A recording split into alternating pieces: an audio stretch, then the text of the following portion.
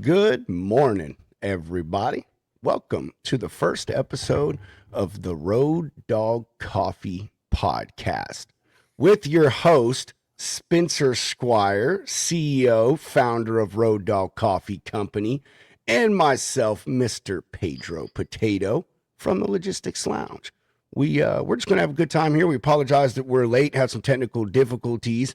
First show. That's the way it always goes. But y'all just sit back, relax. We'll be back in a minute after this intro video, and we'll get things rolling.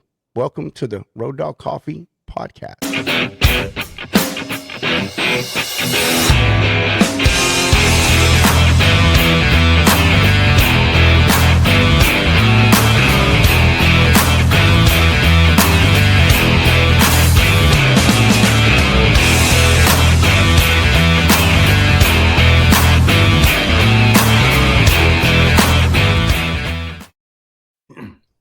Spencer, good morning, my brother. Morning, Good brother. morning. Morning, Steven. How you doing, man? Hope everything's going good. If you're free and you want a link, let me know. We'll shoot you one. You come and hop in and chill this for a half an hour. All right, Spencer.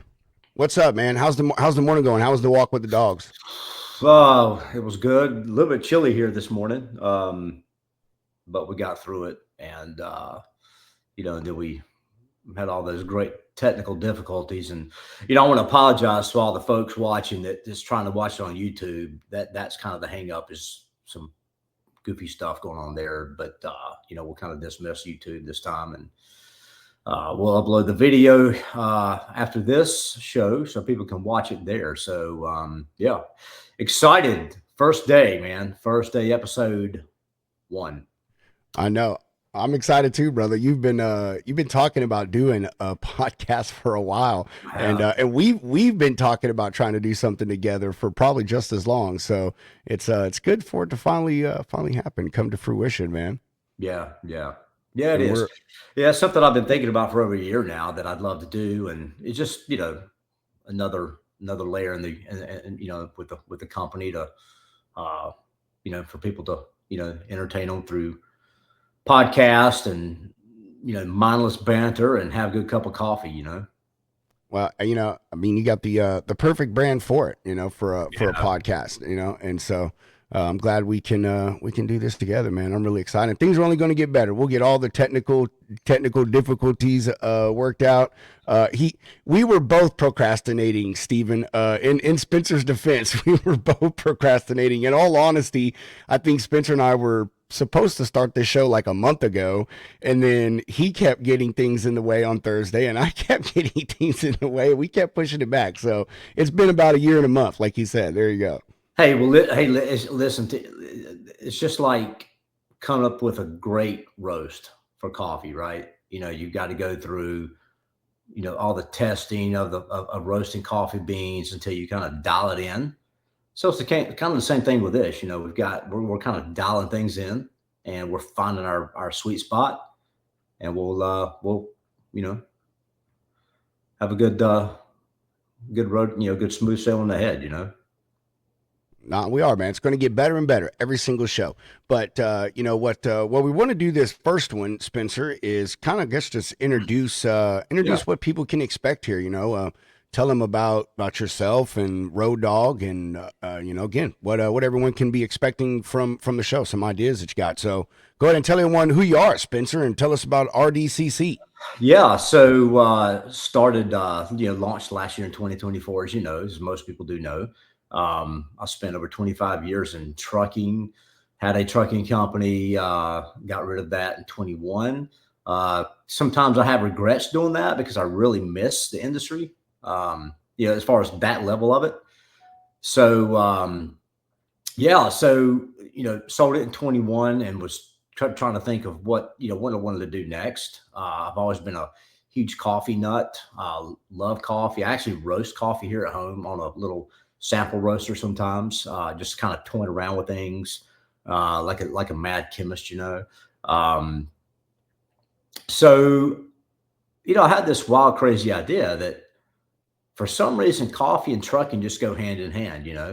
And I was like, I'm going to launch it. I got to launch a Road Dog Coffee Company, and the name. I was actually asked by a guy the other day. Uh, well, where did you come up with the name Road Dog Coffee?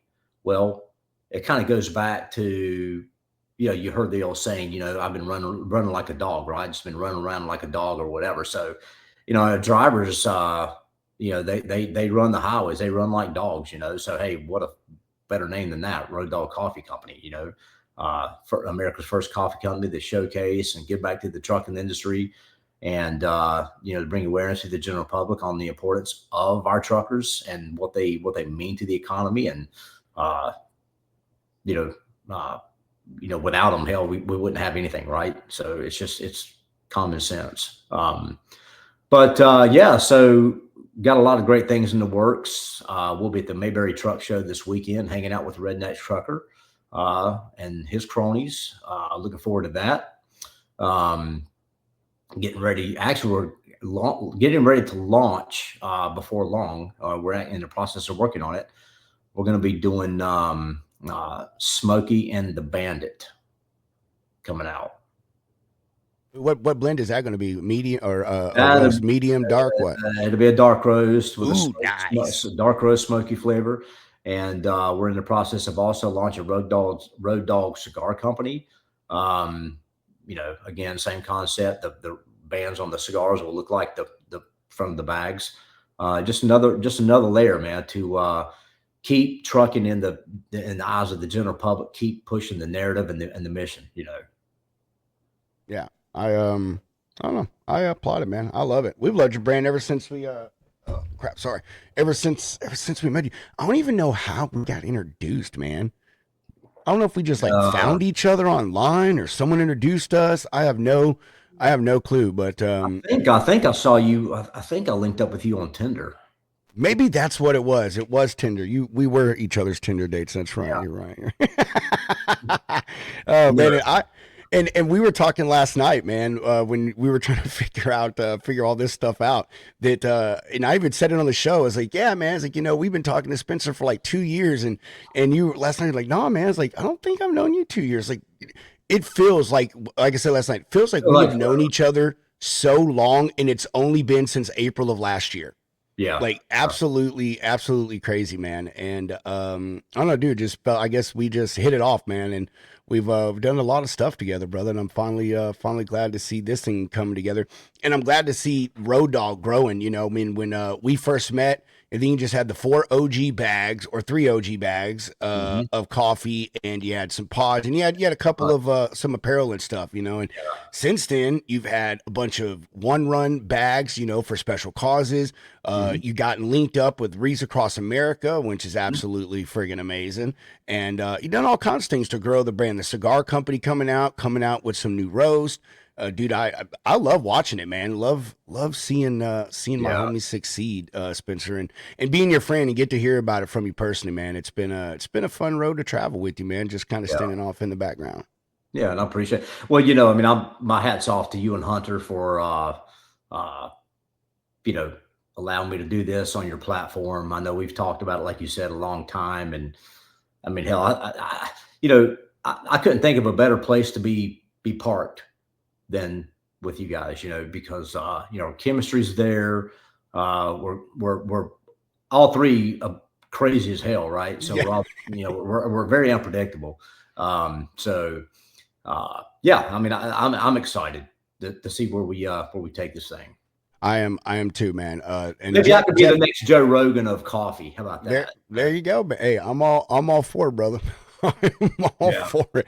Thank you, Jeff. We appreciate it. Jeff said, "Good or morning, gents. Good luck with your podcast, Spencer." And I said, "You're in excellent hands with Hunter and I." I wouldn't go that far, bro. I wouldn't go that far. You never know. This all could be a ploy to destroy Road Dog Coffee Company as a brand from the inside. You never know. You never know.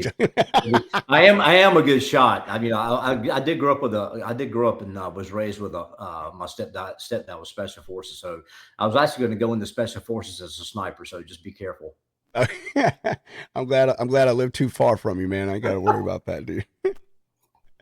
Man, this is I know, man. I love you too, Spencer, man. This all of this stuff that we're doing is It's incredible, man. It's fun. Yeah. I'm enjoying just hanging out with you all the time and doing more of these shows together like this and events. Sucks that we can't go to Mayberry this weekend. We were going to, but I don't know. Hunter and I, we did not. How can I say this? We did not plan accordingly for all the shows that we were going to go to this year, man. And dude, we are just about tapped out. We've got. We were going to go to Mayberry, but we decided not to. So I'm going to something next weekend. And then we have Star Stripes and White Lines. So, Right. sorry, I Yeah. wish we could be at Mayberry with you, but at least you'll be there with Steven. Steven will keep you freaking busy. Oh yeah, yeah. I mean, he always keeps me on my toes when I'm around him. No doubt about that. Uh, talking about the road, the podcast. I was asked the other day also. Who asked me that? Yeah, it was my neighbor. Um, what's it going to be about? And well, if you look at the tagline under at Road Dog Coffee Podcast on YouTube, and I want everybody to go to the channel there and subscribe to it. Um, it says caffeine, trucking, and everything else, right? Anything goes. So it's not going to be one of these podcasts, and you and I have talked about this, about you know trucking laws coming out and what the government's doing with all the CDL illegal CDL holders and rounding everybody up. We'll touch on stuff like that, but there's enough platforms for people can go and find that information. They don't need to hear it from me. This is just we're talking trucking, we're talking caffeine, coffee, anything. Hell, we may be talking politics. We may be, who knows? It's just a wide open show. Just kind of kick back with coffee and enjoy the ride. I agree, man. Speaking of coffee, what are you drinking, Spencer? Uh, dark roast in the morning, right? This is actually Black Dog. Ooh, nice, man. Nice. Mhm. I'm waiting on my order. I ordered while I was on the thing with you last night. But I go to my backup, dude. My backup dark roast is Cafe Bustelo. Oh yeah. That's what I got here, man. I think that's a really good coffee. I've had it multiple times. I mean, I like Cafe Bustelo. I'm not gonna snub my nose up at it. It is really good coffee. They do a good job there. It is, and it is good coffee. It's I don't know. It's the best dark roast out there besides the Black Dog. Like, Yeah. I'm serious. Like, it really is. That's why I say it's my backup, man. And I gotta get one of those cups from you, bro. Do you have those on the website yet? So no, not yet. So we've got the campfire cups on the website. It's just got the medallion on it, but now I've got the medallion with the see there. Oh, that is cool. What is that? The molecular structure of a coffee bean or something? Of caffeine, yeah. Ooh, that is so cool. I've actually got it on T-shirts. I had some made for myself, and we're going to put them out there. It basically has that printed on the back of it. Oh, and, nice. On the front of it, it says "Stay caffeinated." I've got one I'm going to launch that says "Drink responsibly," and on the back it says it's rounded, drink Red Dog Coffee Company. So got some new products coming out. You're kind of in that testing phase where you're seeing what looks kind of cool. You get it made, you get it brought in. It looks kind of cool, and I'd like to launch that. And so and that's the thing about this business. It's ever evolving. You're always making changes. Taking stuff away, adding stuff. It's fun. Stressful at times, but it's fun. It is very stressful. In the guest we had on the lounge last night, Erin, she's an entrepreneur, she does all kinds of things, coaching, business coaching, and motivational coaching, so forth, so on. But she was had talked a lot about what you were saying just now, that it's a bunch of try again. You just here's the idea, you go with it, you see if this works. Does this help me, does it not help me, what were the results from this? And you're always evolving, always trying to expand yourself and your business and grow it. And I've seen it, man. I've seen you doing that over the time that we've known each other. Like I said, I've watched how you've went from a few things to the many things that you're doing now. And same thing with Hunter and I. we're trying to do the same thing. And it's everything that we do now is, we just talked about this at the Carrier Revenue Summit a few weeks ago. The Hmm. things that we do now is completely different from the way we started. When we started things, we're like, yeah, we like it this way, and we like our branding this way, and so forth, so on. You just keep changing things. It's sometimes kind of it literally is just throwing darts at the board, seeing what sticks. How many points you get with it, and then taking that, evolving it, fixing a little bit, and making it into something new that makes it better. So Right, right. Yeah, and when you're in business, you're always thinking of, what can I do next, or how can I expand this, grow the business. It's it's fun, but like you said, stressful. Um, and something I heard yesterday, was watching another podcast, and the comment was made called, the guy that was watching made a comment, analysis by paralysis. Um, and, you know, a lot of people, I think, in business will tend to overthink things that creates that paralysis, right? That overanalyze and, I've always kind of been that guy that lead with your heart and your gut. Um, and it's gotten me into some trouble in the past, but you work through it, and you just kind of work through it and come out on the other side of it, a winner. well, I think you're a winner, Spencer. No, I think you are too. Oh man, dude. So when are you leaving for Mayberry? Tomorrow is setup day, Yeah. in the morning. It's only 45 minutes away from my Oh, house. holy shit. Yeah, Dang, that's pretty dang close. yeah. It's a great show. We were there last year and it was pretty successful. I think it's so when we were there last year, it was um I forgot the date, but it was the same day that Hurricane Helene started coming into North Carolina. Oh, was it? It was, and when we got there, the first thing, because it started to rain a little bit, it never really just poured down rain in Mount Airy. Um, some of the heavier rains already came through the day before and that morning. Um, but first thing they said was don't put any tents up. We've got these very expensive trucks out here with chrome and hundreds of thousands of dollars and think equipment out here, and so they don't want somebody's tent to get caught in the wind, get blown away and hit a truck. But yeah, so that was a very interesting day, and then to find out what happened here in North Carolina with Helene, because nobody at the show really knew the impact of the hurricane when it came in, when it hit Asheville. Yeah, yeah. 'Cause that hadn't really taken place yet, but all the flooding and the deaths, the devastation. But yeah, so it's going to be a very sombering day tomorrow, to just know that, hey, a year ago today we were setting up and this massive destructive hurricane was coming in. Uh, so yeah, it's gonna be a moment, and then we'll set up.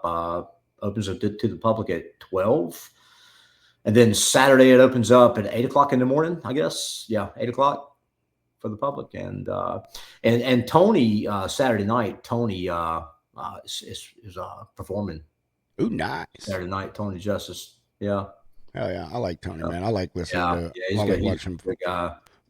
He is, man. Tony is. He's a real good guy. He's Yeah, a hoot too, man. He really is. You get that guy, you get him, just you and him talking, and You just can't get him to be quiet. Just like you can't get me to be quiet. So it works out for the both of us, man. That was good. Actually, I got to spend a little bit of time with him one on one for the first time, actually, ever one on one when we were at Old Town Rigdown a few weeks ago. And dude, just chilling at his trailer, man. The end of the night, we were talking, going over, like looking at all his new apparel and everything. And just him talking about all the stuff he's got going on and so Yeah. forth, so on. He's a good guy, man. I like Tony, man. That's Yeah.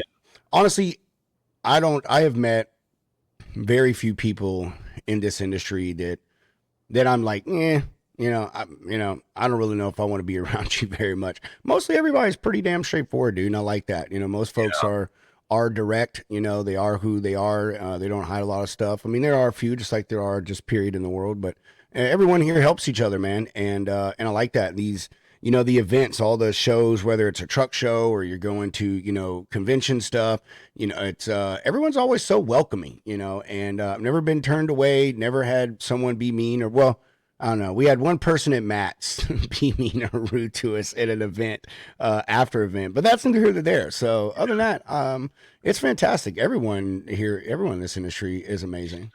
Yeah, you're right. It's a pretty big industry, but it's also a very small industry, It very is, very man. tight knit, and it's amazing the people that you run into that knows somebody and it just kind of carries on. But yeah. I mean, I think that overall, there's a lot of great people in the industry, a lot of great drivers out there.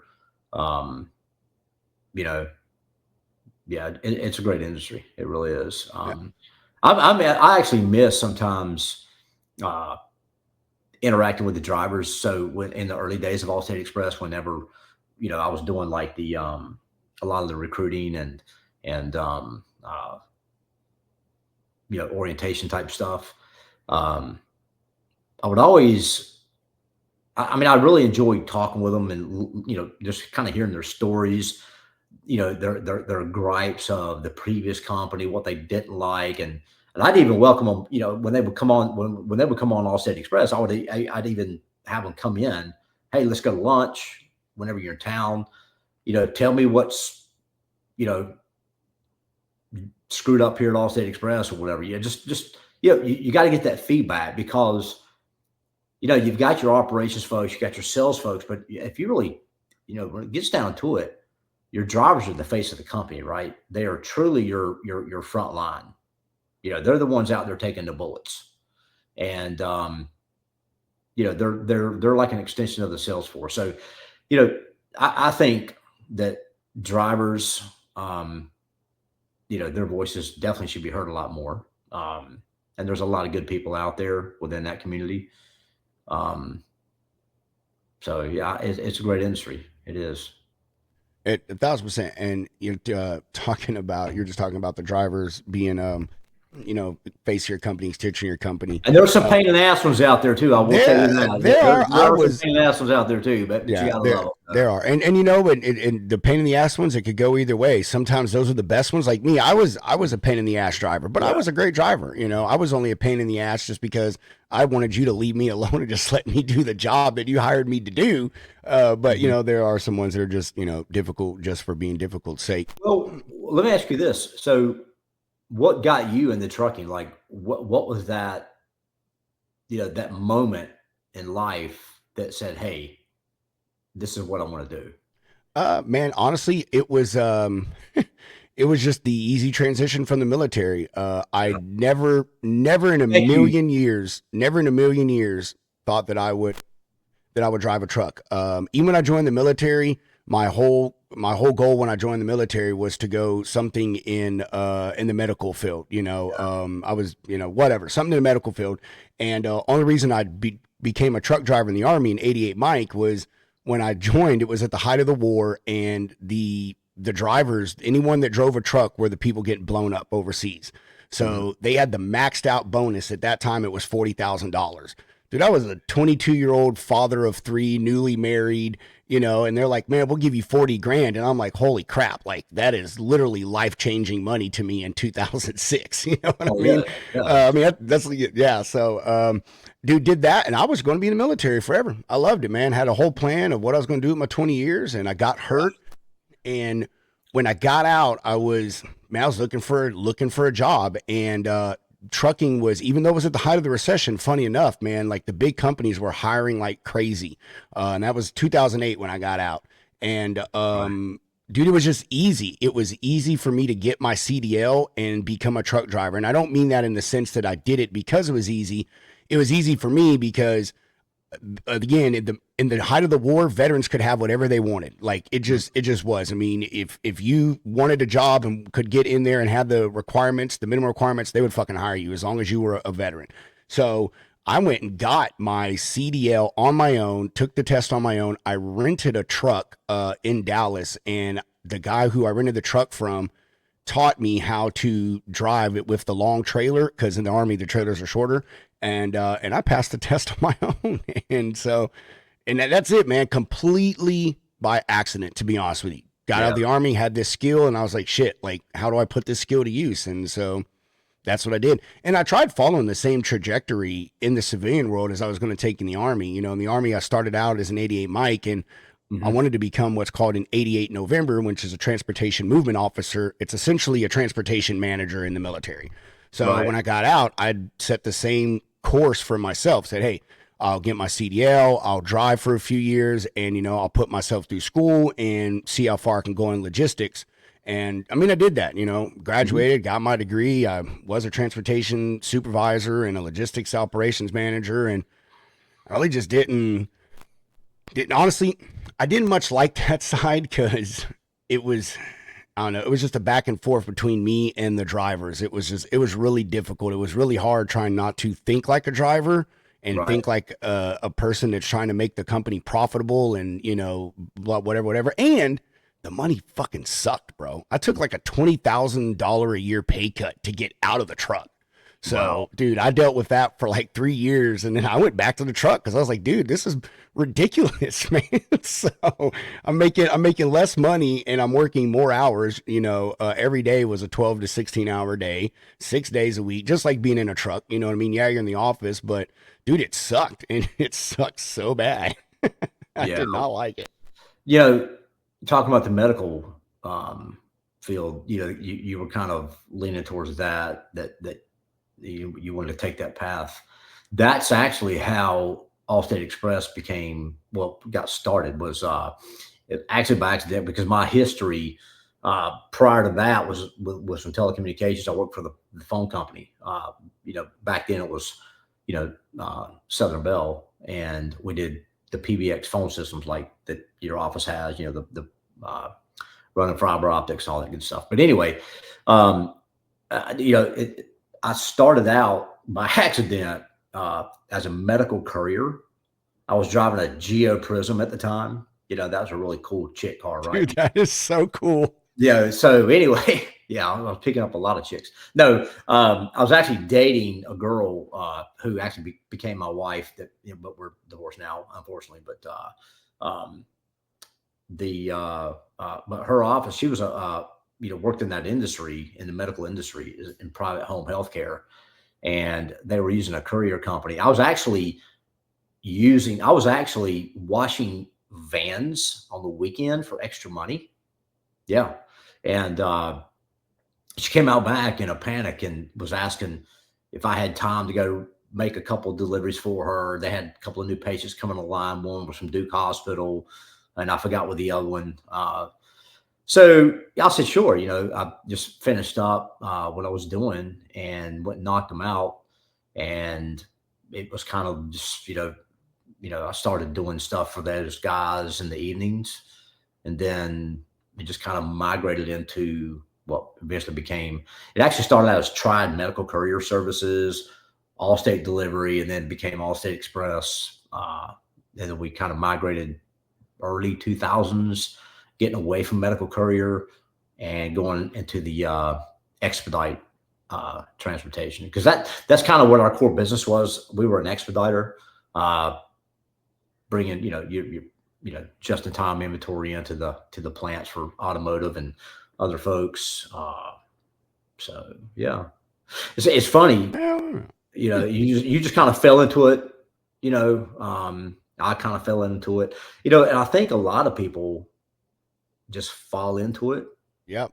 You know, uh, you've got generational drivers out there and generational folks that inherit their companies from family.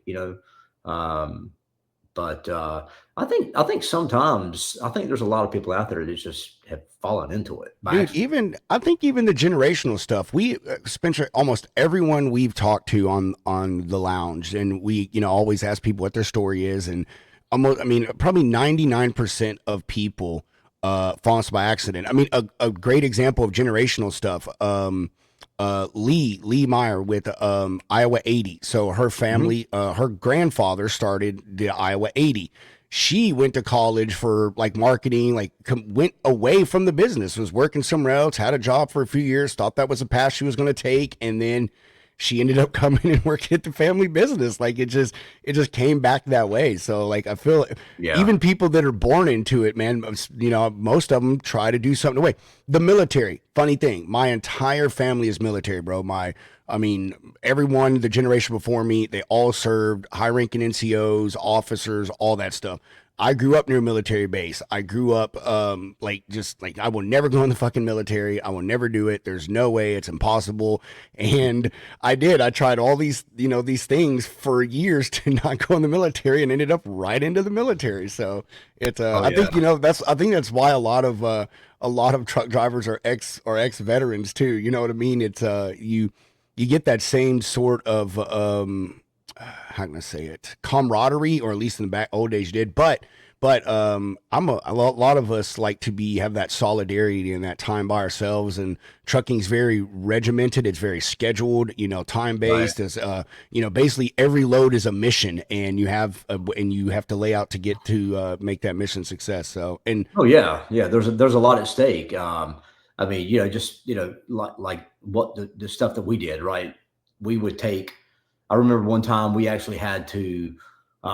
We were picking up a load of engines from Cummins Diesel, and they had to go to uh, their plant in Indiana, I believe it was, and we had a driver. It was a new driver that came on board with us.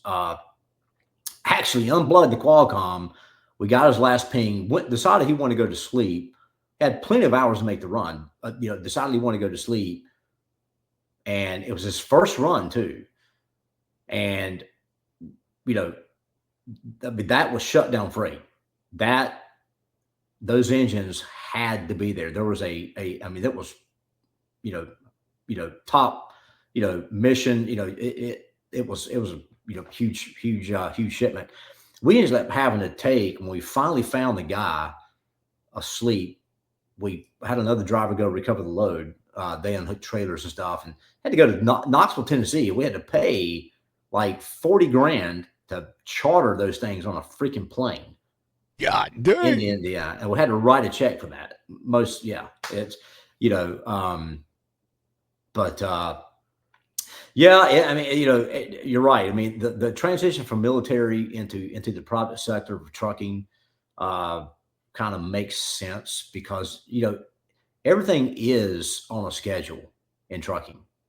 Everything's got a time that's got to, things have to happen, in sequence. It's just like the military. Everything has to happen in sequence, right? Or there a whole lot of bad shit happens.